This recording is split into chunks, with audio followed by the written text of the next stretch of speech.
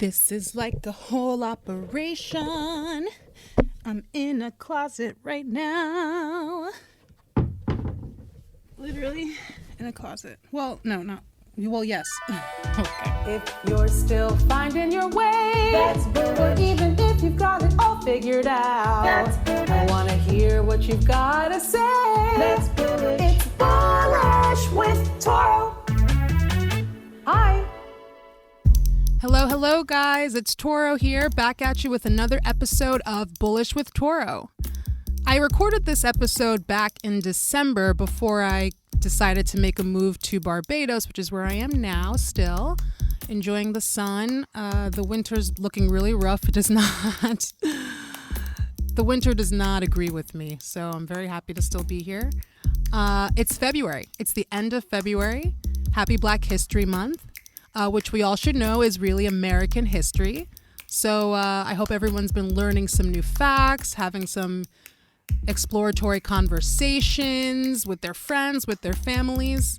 Really important to keep the progress and momentum moving forward. On this episode, episode 4, I interview my dear friend Kwabbie, who is a photographer, actor, musician, performer, songwriter. He's an artist. And we get into that, how he's been creating during the pandemic, what his latest projects are, and there's even a little bit of a musical demo. So sit back, relax, and enjoy the show. Let's get bullish for Kwabbie. Hello, everyone, and welcome to another episode of Bullish with Toro. This is Toro, and I'm here today with Kwabbie. Hello, Kwabbie. How are you? I'm good. Thank you for having me. Thanks for being here. Do you know why I wanted you on the show today? Honestly, because we're friends. Yeah. Is that it? That's basically right. Well, also because you're a young artist. Oh. Yeah, a young artist in a pandemic. Yes. Yeah, so I'm curious how that's all going. I haven't seen you since April. I know. When we did a little pandemic photo shoot. Yes. Socially distanced with masks, guys. Outdoors as well. So it was interesting because we were catching up a bit earlier. I was trying to figure out how to describe you. And at first I was saying, well, you're an actor who also performs music. So I was like, well, actually, maybe he's more of a performer.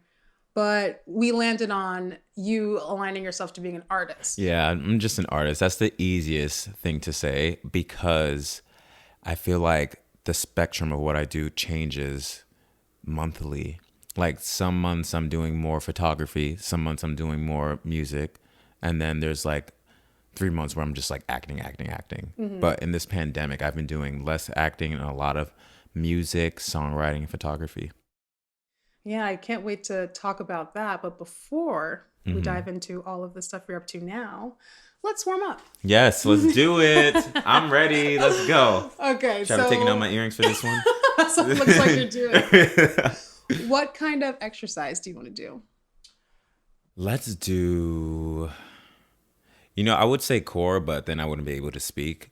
So how about we do high knees? Oh, shoot. Okay. Let's do it. Or butt kicks. Which one is it? Let's do butt kicks. Let's do butt kicks. Kicks. Okay.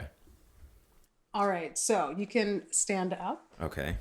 I'm going to give this a little bell, a little ding, ding, ding. Am I good here? Should I move the microphone? You can move the microphone. Okay. Like right here? Yeah. And be as close as you can. Okay. Here we go. Oh, shoot. I don't know about this, guys. Okay. What is your astrological sign? I'm an Aquarius. What's your favorite food? Oh, sweet potato. That's a lie. Yeah, I was like, what? Rice, jollof rice. Okay. What's your favorite musician or musical group? Right now, it is her. Okay. Favorite color? Green. Favorite smell? Oh, cologne. I was going to say, what's the best jollof rice, Nigerian or Ghanaian? You already know Ghana. Nigerian, that's right. Ghanaian.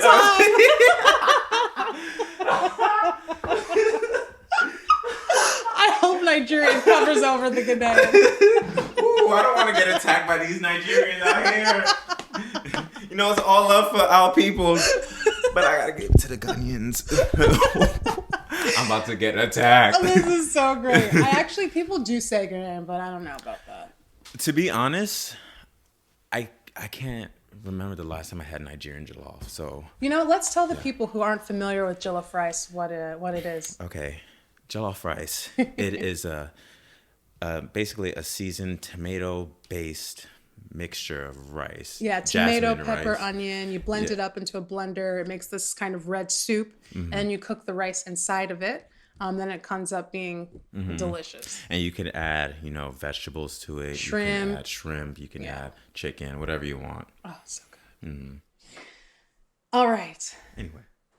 The name of this podcast, I know, catch your breath, you warmed up. Right, Okay, right. Now I'm warm. Let's go. do this.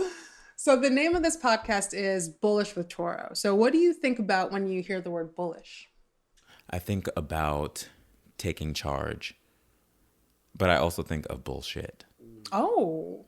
I think of, like shooting the shit with your friends kind of thing. Like, you're talking smack, but like in the comfort of your friends, like no judgment, like they're not going to judge you for what you're saying, but also like hard hitting questions too. Like, some deep questions where you're like, ooh, that was a charge at me. So that's what I'm thinking. That's what I think.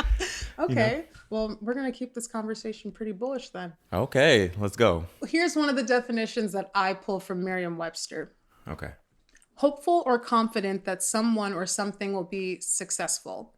Optimistic about the future of something or someone. Okay. So I kind of want to see, how this pandemic's been treating you, and what kind of things you're looking for in success now. But before we go there, what kind of a kid were you? What kind of a kid was I? It depends because I went through stages. Okay. So from like preschool to about like first, second grade, I was definitely quiet, very introspective, very observant, and really respectful. Like I was a goody. Everything I did had to be perfect. I was a people pleaser. Like I wanted to make sure that, I did right by my mom and dad all the time. I couldn't do wrong in anyone's eyes. And that's a lot of pressure, isn't it? It is. But then it wasn't, because I think just like having multiple siblings, you're just like, oh, I'm going to make sure I don't do that so I don't get in trouble. So I just like learned from my older siblings too. And then from like second grade to like sixth grade is when I developed my personality, when I realized, oh, I can be funny sometimes. Like, I can shoot the shit and have fun. And that's when, and I started to be very extroverted. I went from being very introverted to very extroverted. And so it was like, one extreme to another. And I feel like now it's affected my adult life where I'm an ambivert. Okay. So you have your moments of wanting to rage, yes, which is fun. Yes. And then when you just want to chill, maybe read a book, listen to music. Right. I can be the life of the party, but I also need my me time. I like the way you looked at the mic. Who are you talking to? My microphone is on. Let me say insider. Okay. So like in high school, were you a jock, a theater kid, a little bit of a nerd? That's funny you say that. I was all of the above. I started out, I wasn't really a jock when I started off high school because I was chubby, and you can't be in my eyes at the time, I was like, you can't be like sporty if you're like chubby. So I worked my ass off, and like, I started to get really lean, work out a lot, and I would consider myself sporty, but I wasn't as athletic as the other high school kids because they had the edge on me because they were already like built athletically, but I was also very musical because I was in choir. I did plays, I did musicals, I did all of that from freshman year, and I was really nerdy. I like made sure I always had high honors every single quarter. Wow. Yeah. So I was all of the above. Am all the above still. So did you study music in school, or how did you end up kind of considering yourself an artist today, yourself to be? That's a good question. So I started actually in 7th grade. There was this choir called Cumbancheros. I went to school in the Bronx, so it was predominantly Hispanic. And I wanted to be a part of a choir. And it was honestly all girls because none of the boys wanted to do it. So I was like, I'm going to do it, you know? And I was like, I know I can sing as high as these girls. And so, and I could. And I sang higher than a lot of them. But they were like, you're a boy. You have to sing in the, you know, the lower section. I was like, fine. But it was cool. I got that experience. And then I learned how to read music my freshman year of high school. And I enjoyed reading music, and I enjoyed that for 4 years. And then in college, I did music for 2 years. And yeah, that's how I got into music. And I didn't think I was going to be a musician or songwriting. I just started songwriting like in my journal in college, but I didn't think it was going to go anywhere. Huh. You just started songwriting in your journal. Yeah, it was scary. It's scary to like reveal stuff like that. Yeah, I'm just thinking, you know, a lot of people when they have their downtime in college, they're playing video games or going out. Well, I'm not that you wouldn't go out, but I did both. It's a very introspective move to take pen to paper. Yeah, I did both. Like I was definitely going out. I was the life of the party. But the days where I would disappear, I was writing. Okay. So then what are you up to now? It's December of 2020. Of 2020. Dun dun dun. What am I up to now? I'm actually working on an Afro pop song right now. Okay. It's called Dusk. I won't reveal too much about it, but I had a really, really bad dream in April. And it was, I don't know if it was an anxiety dream or what, but I've just been having a lot of crazy dreams this year. Me too. And I was just like, okay, let me write about this. And it was one of the strangest dreams I've ever had in my life. It just, nothing made sense. It was like kind of gray. I was like, whoa. And so I decided to like write about it. And then when I was writing about it, I was like, oh, let me just hit up one of my friends who is an amazing jazz key player. I was like, hey, I have some lyrics and I have a melody. Let's work on this. Sent it over to him. And he started writing chords, and I was like, yes, this is going to work. And originally it was like an R&B jazz song, and I was like, let's change it up. I want to do something like closer to my roots. And so I was just like, let's make it Afro beats, Afro pop. Okay. So that's what I'm working on right now. We're still in the stages of, we have the song like fleshed out. I definitely have a demo of it, but we want to add on to it to make it pop. And I'm also teaching chess. I teach chess to young scholars from the ages of 4 to about 13, 14. I also teach adults too, but not many adults have been playing this year. There's so much chess that's being brought up on these episodes. Sharon on episode 2 asked if I watched The Queen's Gambit. Luca was episode 3, and now you. Yes, chess. And yeah, I love it. It's definitely hard over Zoom, I'm not going to lie, but I do that. And I've been auditioning through Zoom and self-tapes. Yeah. So how does that feel to be auditioning on? I mean, you know, it's self-tapes are a thing that it's pretty normal. So yeah. What's the big difference? I love self-tapes because I can do as many takes as I want and get the perfect take. But it's having to not come into a room and like show off like your personality, your energy, and doing that through Zoom is so hard. And having a chemistry test through Zoom is so hard. Yeah, that makes sense. It doesn't work, you know? And I was just like, I don't feel as authentic as I want to be, you know? As much as I try, it's just different. But it might be the wave now. It might be, so I got to get used to it. I just got to adapt, I would say. I don't want to say get used to it, just adapt to the change in environment. As an artist, you have to. So how have you been keeping sane? How have I been keeping sane? With all of this isolation and quarantining and social distance? A few ways. One, I was running a lot. When I mean running a lot, I was probably running about 30 to 40 miles a week from start of quarantine, like end of March till about August. That's a lot. It was a lot. I was running a lot. It just helped me clear my head, you know. Now I do more lifting, you know, just toning. I don't do too much running. I think I run like maybe 5 miles a week now, as opposed, yeah, big drop, very big drop. But yeah, I'm still trying to run, but not doing too much, but a lot more lifting. And I FaceTime friends that I haven't spoke to in a while, you know, talk to family here and there, and still make music. I've been writing a lot more, which is good. I'm working on my second EP, so it's going to be a cool one. Very different vibe from my first one. I was going to say, what's the big difference? I think the first one was very eclectic. It was just a whole bunch of different styles that I was influenced by. And the second one is going to be more of a genre, like a solidified genre of like my songs. And I think it's going to have more of a drive and not be too alternative, sad, black boy, and more of just doing it. What are you saying in these songs?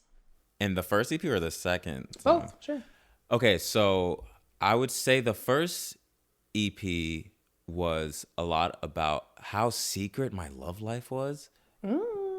It's just because I'm a very private person when it comes to that. I just don't think people should know other people's love lives, because that's such an intimate thing to me. Yeah, how I see, that's fair. You know, like you can talk about it with your friends, but I don't think people should know too much, you know, because that's the beauty of it. Like it's two share something that no one else shares, you know?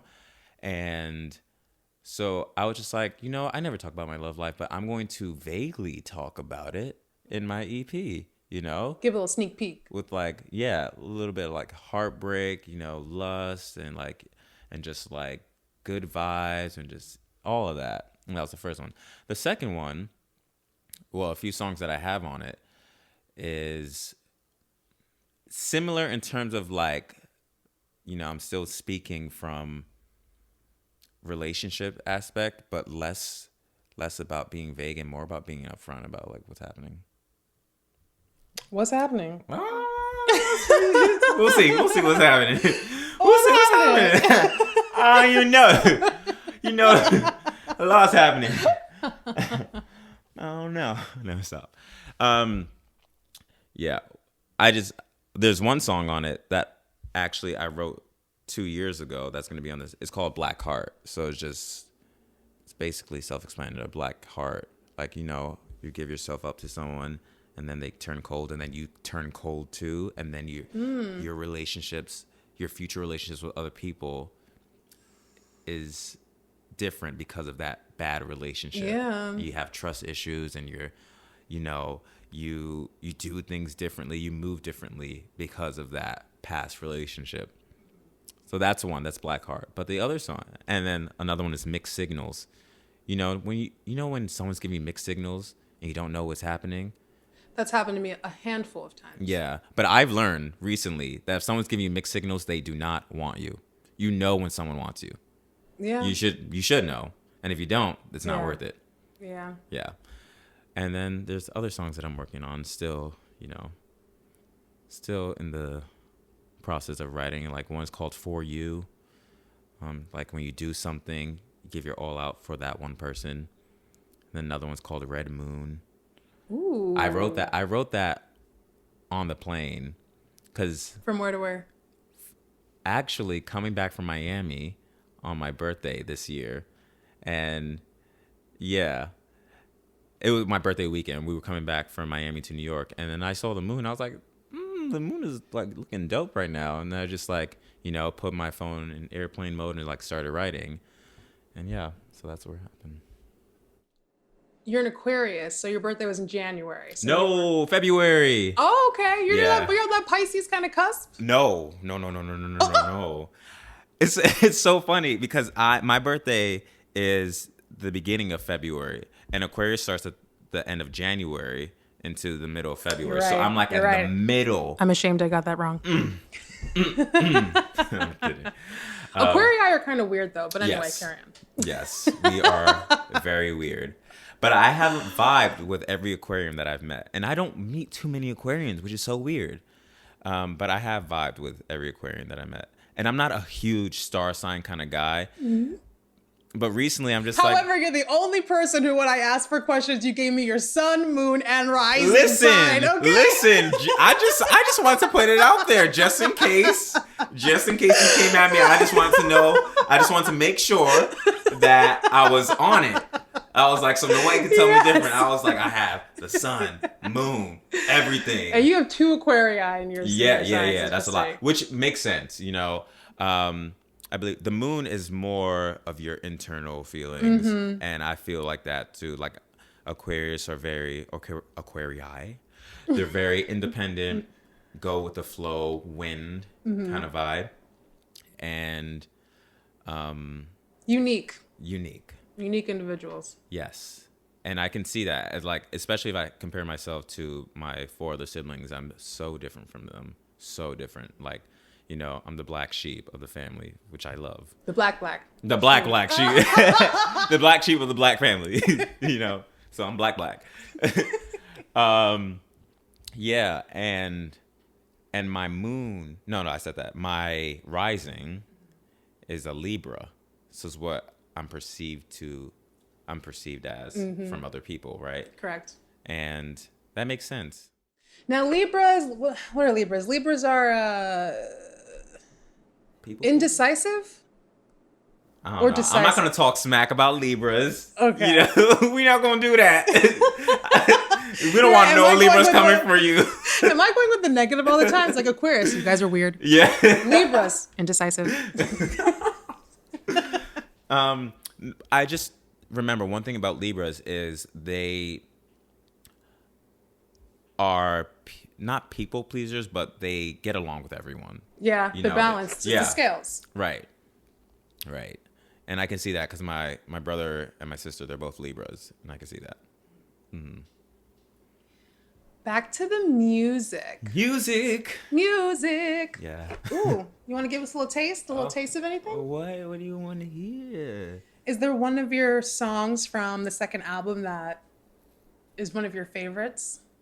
From my second EP that I'm working on? Mm-hmm. Yeah, I can give you a little what's the difference between an EP and an album? So EP is a shorter amount of songs? Extended play is a short amount of songs. It's about, I think it's less than 30 minutes. So it's about 4 to 5 songs. Okay. And an album is a whole collective, you know, just like it could be anything after 30 minutes to an hour. Yeah. I will get there. My debut album will come out one day for sure. But right now I'm working on EPs because I feel like in this day and age, people don't listen to albums fully anymore. They can only listen, their attention span can handle 2-3 songs max at a time. They're like, okay, I'll listen to the rest later. And so a lot of artists are just putting out EPs because they're just like, okay, we understand everyone's attention span is changing with music. Sure. Let's put out less, music, but smaller bites. Right. But you put more effort into it. Rather for singles, like there are artists who just single after single after single, which gets a little like, in my opinion, no one come for me, I think it gets a little cheesy, because I don't feel like that's artistry. I feel like that's just like you're either doing it because the label's telling you to just put out a single. But where's the art in that? Like, why don't you want to work on like a whole masterpiece rather than just like, okay, I did, a part of a project. Let's throw it out there. I did part of a project. Let's throw that out. It's like, I see that. I listen to Adele 25 in my car anytime I'm driving. And it's to the point where I know what the next song's going to be just because I keep listening to it in that order, which I'm sure is really intentional, right? So that's part of the storytelling. That's the hardest part about what order the song should be in, because it can change up the whole vibe. EP, the whole vibe, So that's the hard part. But yeah, I can give you a little taste of Black Heart, just like I can sing a little something. Yeah, I would love that. I'm standing at the corner of your city. There's no way I'm ever turning back. Baby, won't you love me till I feel pretty? me. 'Cause I'm numb and all I feel is black. Black heart, black joy, no fun, oh boy. Black heart, black joy, no fun, oh boy. You never had the patience just to tell me. Only when you downed all the Hennessy need, and then it pours all out so suddenly. When you prefer not to be with me, I gave you all my soul. Now it's dull and broke. Was this all a joke? Let me know you're in gold. And that was Black Heart. Oh my God! Your range is out of control. Really? Thank you. That's so funny you say that because That's why the girls were hating in your choir. Clearly. No, it's so funny because growing up, I used to have a high pitched voice, like on the phone, like my aunt and uncle would be like, "Is this your sister?" I'm like, "No, it's me." And I had I sounded like a girl until like I was 14, 15, and then my voice dropped. Yeah, I'm here looking at the levels on this microphone. I'm like, I need to turn this. Right. My voice dropped so much, and this is when I started getting serious with singing. So I had to learn how to sing in such a different register that I wasn't used to, with all these voice cracks, and I would get self-conscious because like all these like boys are like able to hit all these like belty high notes, and I'm like, oh my God. And every time I'm going to falsetto, I'm like, wait, I still have this falsetto? I'm gonna use this. And then I just started like, going in with it and like strengthening that, because I've learned that every, voice box is different, and you just gotta work with what you have. You can definitely train it to be elastic, but you gotta work with what you have and just learn your it. instrument. Exactly. So that was Black Heart. I hope you enjoyed that. Yeah. Amazing. So I feel like because you are an artist, this question might be an easy one for you to answer, but maybe I shouldn't put words in your mouth. Okay. Let me ask it to you. Sure. Are you doing what you want to be doing with your life? I am doing what I want to be doing with my life. I am. And as hard as it is sometimes, as frustrating as it is, as financially burdensome as it is, that can be sometimes, is something that I want to be doing for the rest of my life, and I think everyone's time will come, and it's about being patient with it and just being authentically you always, and people will recognize how authentic you are, and then it just comes from there. But I'm really happy to be doing what I'm doing, because I remember when I was unhappy for a very long time because I was doing what other people wanted me to do. What were you doing? I was in the finance world for a little bit, healthcare finance, because I was trying to please my parents, have a stable job, work in healthcare, have health coverage, and just, great salary, and just West African parents. Exactly. You already know. And I was getting severely depressed, getting extremely sad all the time, because when you suppress an artist like that, they're going to revolt in some way, one way or another. They're going to revolt, even if they don't realize that they're revolting. Like their whole body, their instrument starts to, kind of counteract what's happening. They're just like, I don't want to do this anymore. You go into work, you're just like in a bad mood, you're having an attitude, or you're just like, I don't want to talk to anyone, because or not present. Yeah, you're not present, because that is not your space. You're in the wrong space. And when you're in the wrong space, it's obvious. It's really obvious when you're in the wrong space. And a lot of people ignore that part of their brain where their body may know that they're in the wrong space. Like they might feel this fight or flight, the anxiety, the sadness, but they turn that off. They're like, no, this is what I'm supposed to be doing. And then eventually it gets to them, in some way or another. And I'm so glad at a younger age, like 22, I realized that I want to be an artist. This is what I want to do, and it's hard in the social media age when you're constantly comparing yourself to people who are nothing like you.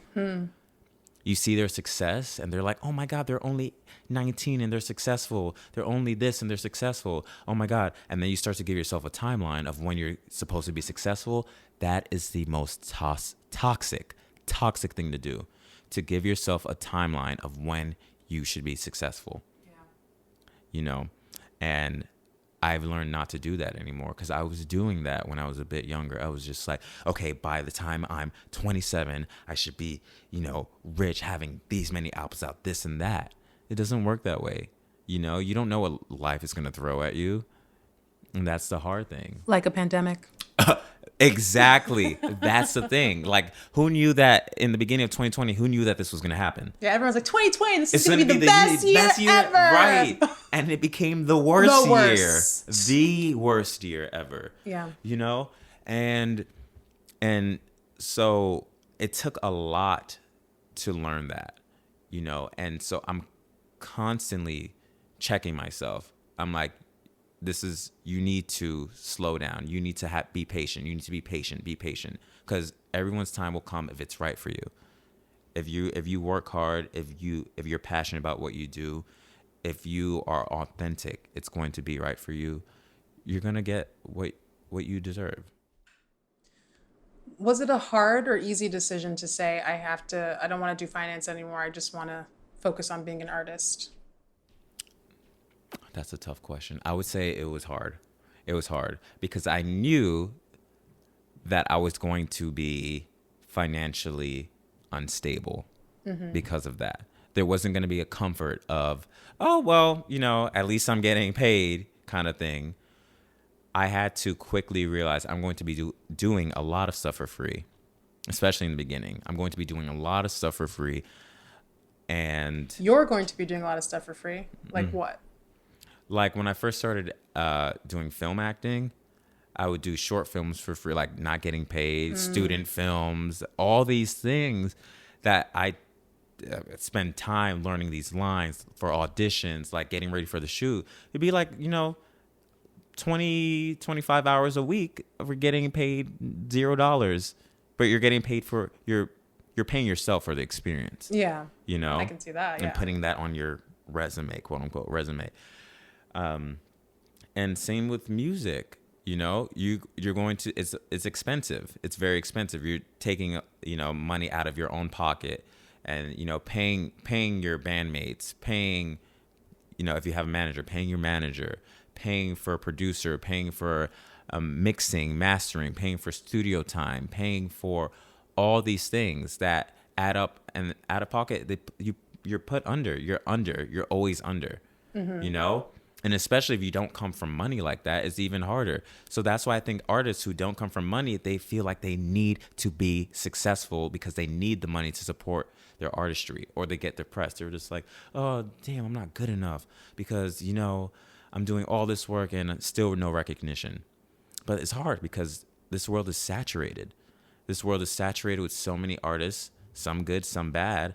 And a lot of times it's less about the talent and just like who you know, sometimes how much money you have, a lot of times how much money you have, and being in the right place at the right time. And yeah, that's it. It's a lot. There's a lot that goes into it. It's so nuanced, and people think it's just so simple, that it's a simple algorithm. This is how it's going to work. Boom, boom, boom, boom, boom. You have to work extremely hard, and you have to be dedicated, and you have to be okay to be bad. You're going to have bad performances. I've had bad performances, and majority of my performances, I would say every time I did it, people were like, that would be so great. I would literally go into the bathroom and just like give myself a deep sigh. I was like, oh, that was so bad. That was so bad. You know, I'm like, what was I thinking? Like, am I doing? And it's the self-doubt that comes with being anything, you know. I don't care how professional you are, how good you are. There's always that self-doubt. Because, but I feel like it's probably always harder though with artists, because the thing that you're measuring yourself is like, it's your entire self. Yes, it is. And it's a vulnerable side of yourself, you know? And as a singer and a songwriter, these are my lyrics. This is my voice. This is my sound. And if people don't like it, then I'm just like, oh my God, they don't like me. I'm just like, no. You know, every artist has a fan base. It's just you have to find it. You have to find the kind of people who like your music, you know? You have to find the support. You just have to be confident in yourself and know that you're good enough to do it. And there are days where you can feel extremely confident, and then there's days you're just like, I want to quit. And I'm not going to lie, there were days where I was just like, I'm going to quit. I'm like, this is not for me. Maybe I'll be like, maybe this is not for me. Maybe I'm not. And then I'm just like, I've been in this game for 4.5 years. I'm not quitting. Why would I quit? You know? No, that's not what I meant. I know my calling. I know why I'm here. I was going to say, did you ever consider a plan B? As a chess head, you always have to have a plan B, plan C, plan D. I know that I can fall back. I have a degree, so I know I can fall back on my degree. I'm thankful that I can be articulate enough to, you know, work interviews and like do things, and I hustle. So I never doubted myself in that and finding a day job, because if I want to find a day job, I can get it. I know I can, but I don't want that. Nice. You know, I would rather deal with the struggle and being satisfied with myself later on in life, knowing that I did what I had to do. Because the reason why, what I realized, I've just been observing a lot of older people who are bitter. I was going to say, you're in your 20s too, so it's good. This is the time for this kind of thinking. Yeah.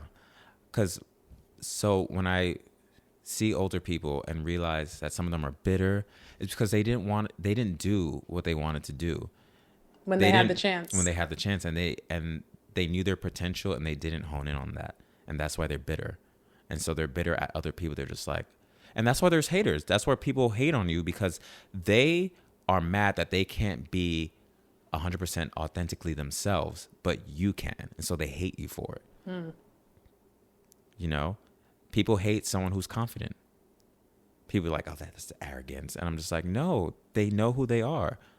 And it's a lot of struggle to get to that point. You know? So, yeah.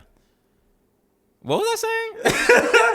I feel like I just went, oh, I'm sorry. I don't even know what I was talking about. No, it's great. We're just kicking on being an artist and how it feeds you and how you know what it is you want to do, and you're not gonna veer off that path. And the big thing is to surround yourself with other artists who want what you want too. Because if you're around the wrong group, you're going to be in the worst situation. Like for a while I was like living at home, you know, in an area.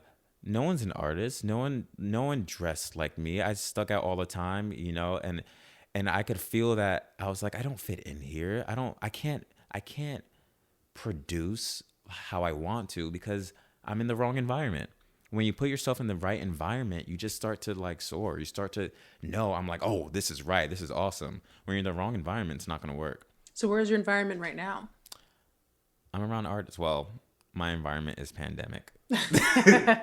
But I'm in Brooklyn with a lot of artists, you know, trying to work.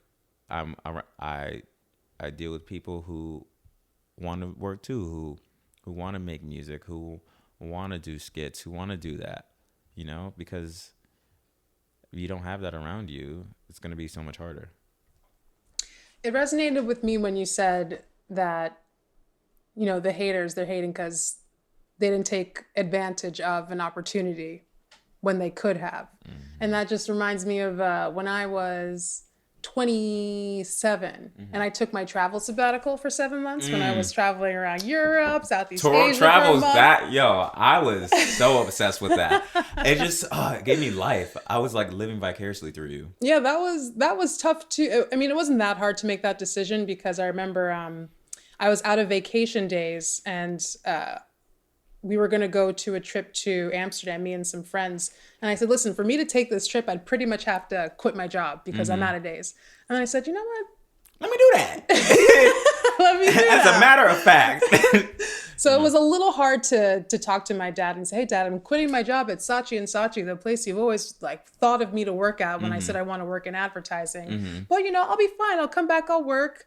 It'll be all right. Because I didn't want to wake up at 30 and regret not taking some time off work, knowing good and goddamn well that I could get a job at any time. Right. Exactly. I can get a job at any time. Exactly. But that's, what a privilege for me to say. First of all, I acknowledge that. But that's just the situation I was in. So I think that it's important to seize the moment. I agree. If you can do it. So I respect you for that. The moment, for sure. We're almost at time.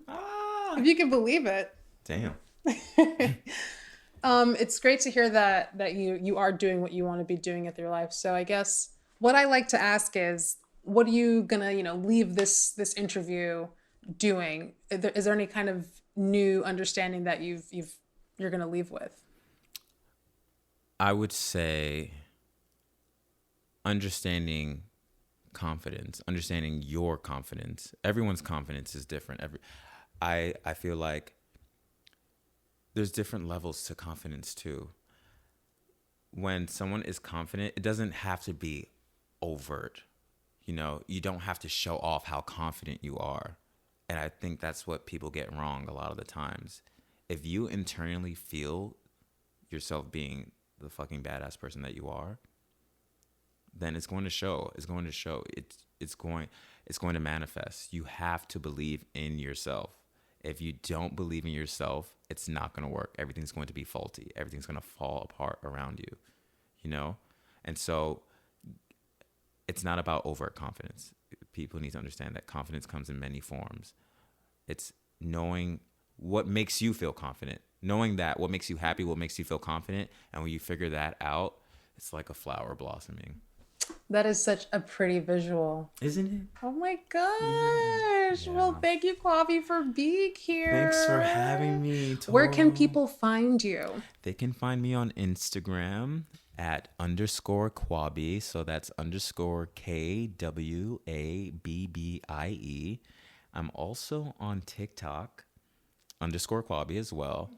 TikTok is a little different. I do a little comedy, but I also do music and acting. So you'll find more of the fun artwork there.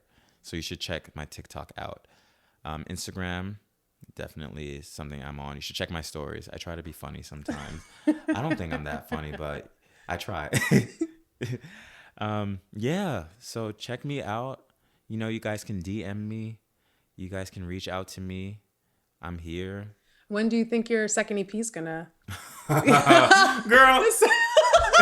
side eye. I was just kidding. What you talking about? What you talking about, Willis? No. I have no idea. Put me on the spot. I don't like that. Okay, where's your first EP? That's the one you can Okay, tell. my first EP came out this year in August 28th, 2020. And you can find that on all platforms: Spotify, Tidal, Apple Music, Amazon Music. What's it called? It is called Calm Chaos. Mm-hmm. You can find that, again, on all platforms. Yeah. All right. Well, Oh, it's coming to an end. No. what a delight. Yeah. All right, guys. Well, check out Kwabbie and see you next time. Thanks, guys. Bye. Bye. All right. There's another one. I love when artists are doing what they should be doing and want to be doing. It, I can just see the fulfillment in their faces, and it really makes me happy. I guess I just like to see my friends happy. So if you like this episode, there are 3 more in the bank, so go ahead and have a listen. And you can subscribe, share these episodes with those you think would be interested in hearing. And remember, set a goal, take some steps, and get after it. Until next time. It's Bullish with Toro. Bye.